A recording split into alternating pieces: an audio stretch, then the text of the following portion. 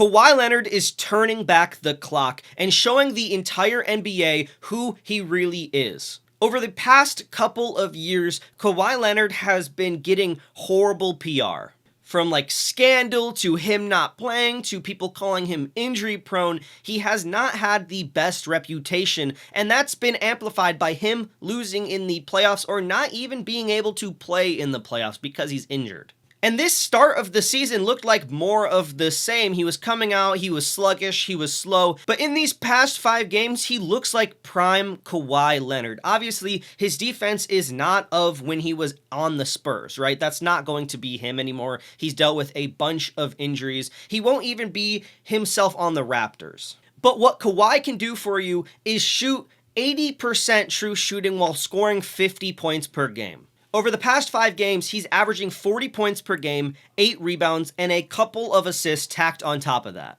And these stats are not coming from weak competition. Obviously, he did versus the Jazz, he did versus the Kings, right? Those teams are not that good, but there's real NBA players on those rosters. What I do want to focus on is the 3 games he played against pretty good teams. Obviously, he versed the Trailblazers. They're a pretty good team. Then he versed the Houston Rockets, one of the best teams in the Western Conference, pieced them up and pieced Amen Thompson up as well, one of the best defenders I've ever seen. And then he goes and beats the best team in the Eastern Conference, my Detroit Pistons, and had me furious. Obviously, before Kawhi was putting up crazy numbers, we saw James Harden putting in a ton of work, and he's still playing pretty well. But it's been amazing to see Kawhi Leonard get back to his true self and give us some good basketball because he's really living up to that aimbot nickname that they gave him a few years ago. Obviously, reading through stats does not really do him justice. I implore you to go watch some of these games, specifically that game against the Pistons where he pieced up a really good defense.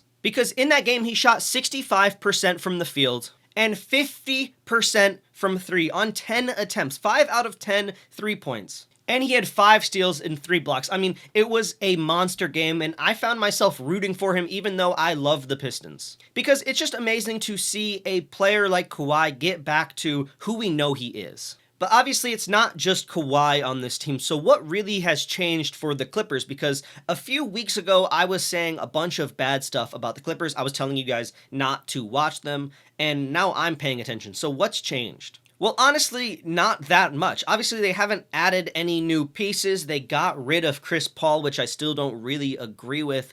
What's been happening is there's been some internal injuries that has forced Tyronn Lue to play some of the younger guys. And I've seen a lot of Clippers fans begging for this because this team feels stagnant at times. The 2 young guys that I'm going to be specifically talking about in this video that have been working in tandem with Kawhi Leonard to make Kawhi look amazing and make the Clippers look like a real competent NBA team are Kobe Sanders and Niederhauser. Again, sorry if I said that name wrong because I honestly don't know how to pronounce it, sorry. But I mean, both of these guys have been getting real minutes on this team and have been showing that they are real assets to this team. I believe the rookie Niederhauser has been drafted, I think 30th in this year's draft, and he has not really gotten real minutes so far this season. But as soon as he got real minutes, he brought pretty much immediate impact. I mean, he's not playing that great offensively. He's not bringing crazy defense. He's being a consistent role player for this team. He's providing some rim protection. He's setting crazy screens that allows players like Kawhi and Harden to get to the spots that they want to get to. And most importantly, he's bringing energy. He's bringing that young guy energy. I believe he's only 22, and that energy is exactly what this Clippers team needs. At times, this Clippers team feels like they have nothing in the tank, right? Obviously, they have Harden, they have Kawhi. Both have been through a lot, and sometimes it doesn't really feel like they want to be out there playing basketball. Players like Niederhauser or Saunders come out there and instantly provide a spark that can get players like Leonard and Harden back in the game.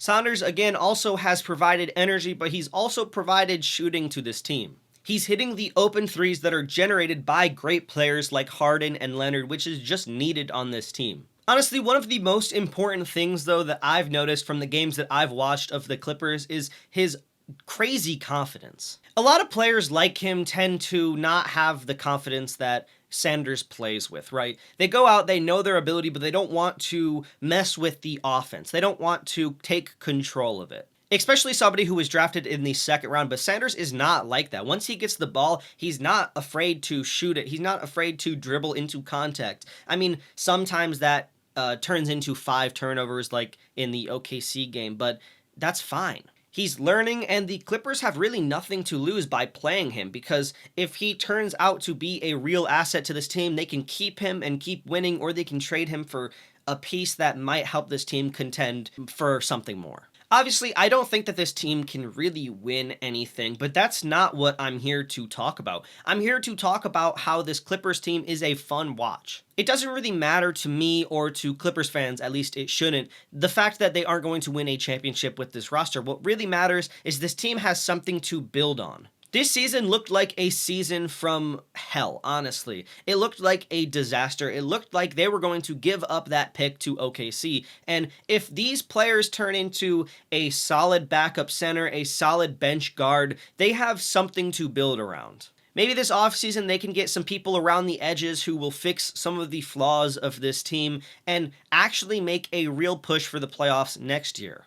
I mean, they don't have that bad of a roster. I went into the season thinking that the Clippers were going to be a good team, and I mean, they proved me wrong, but this 6-game, 7-game stretch has shown me that I wasn't completely wrong. I had the right vision, just the coaching staff and the owner needed to figure out how this team was going to work. Now, I will say, I can't rely on the Clippers to make the right decision, which is keep playing these players. Once the veterans come back, you need to keep giving these kids minutes because they can turn out to be real players, real rotational players. But we'll see. We'll see if the Clippers lean back into the bad habits that they've shown us in the beginning of the season, or if they listen to me and Clippers fans talking about how Niederhauser and Sanders need to keep playing real minutes.